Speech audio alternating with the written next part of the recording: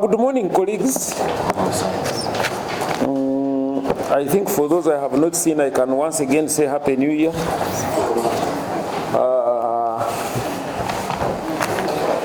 This morning I'm here to share a few things from Uganda Prison Service.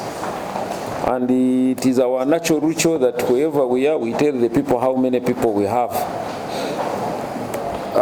This morning we have 40,769 convicts. We have 38,991 remands. Then we have 488 debtors, making a total of 80,248. Kept in 269 prisons and grouped in 19 regions. The babies with their mothers are 281. And the staff are 14,000. I am glad to inform the public that our standover class 1 ended on 18th. That was on Saturday. So we have resumed normal business. Anybody who has any transactions with us, please, you are encouraged to do the needful within time. On Tuesday, 14th January 2025, Biza disrupted court in Baine. It's an open court. At the time, we had 13 prisoners attending a session, and of course, police had 7. And when the Biza attacked, neither the magistrate nor the prisoners remained. They all scattered for their dear life. But I want to take this opportunity to thank the security agencies for having done everything possible and made sure there was no escape. Because even in the running, being chased by bees, at least they were able to ensure that the prisoners do not run. And they are commended for being brave in the face of such circumstances, because we are always accountable for whatever happens. Now, I am here to share a few things about false speculations, which some of you have been calling me about to clarify. And these falsifications around, because of social media, are rotating around Colonel Dr. Chiza Besigye and he's being in prison, how he's being managed. If I picked a few things, one of them is that we have given him an ultimatum either to eat prison food, or if he doesn't, he should starve to death. Then that 2, that he has already started a hunger strike. And 3, that we have not allowed him to interact with other inmates. And 4, that the government is determined to kill him using prisons. I think I find this one very outrageous. As I told you, we have 80,000 inmates. And our work is to keep, not to kill. Yes, we hang, but we hang those who have been declared by court.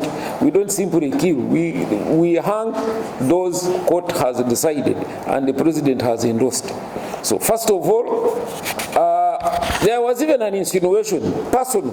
Somebody said, Kampala John, saying, leave us to manage Besigye like how we handled Segirinya. The insinuation is that if Segirinya came out and died, then that's exactly what we are doing for the retired Kanu. This is fake. This is not my word.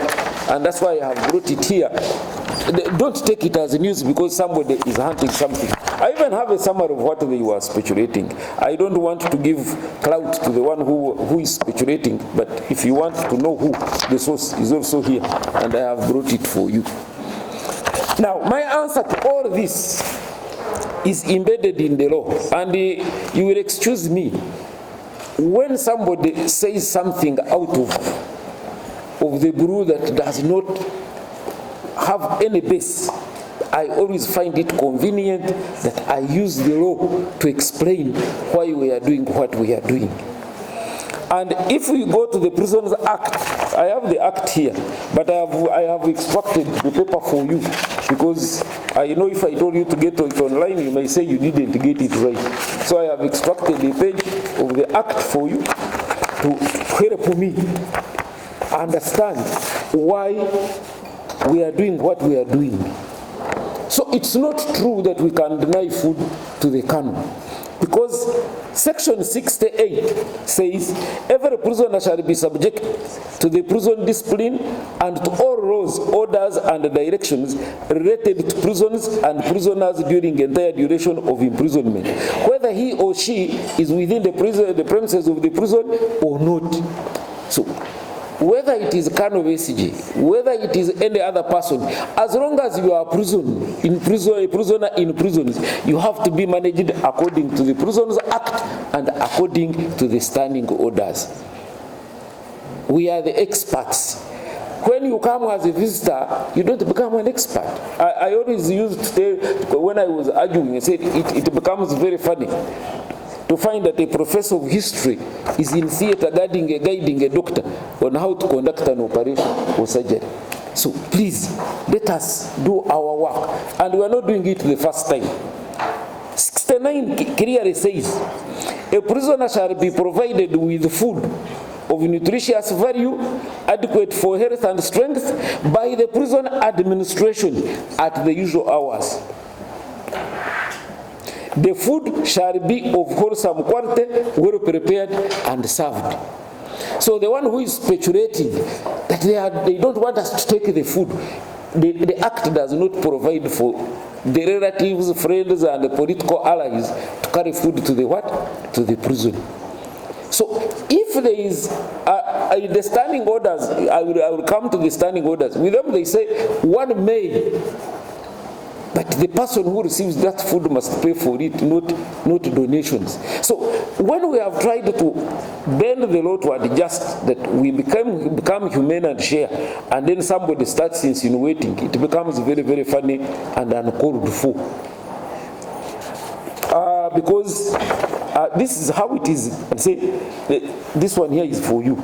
There are these ones about exercise. Of course, there are many. They have been saying at different times, saying that he has been denied exercise. But all these things are just nothing. Even the complaint, if he wants to make complaints, is allowed. That's an extract from the Prisons Act. Now, what does the Prisons Standing Order say about ration? It is chapter 28, ration for prisoners. You can read it from here, but I have extracted it here for easy reading, and I'm going to read it for you. Section 6.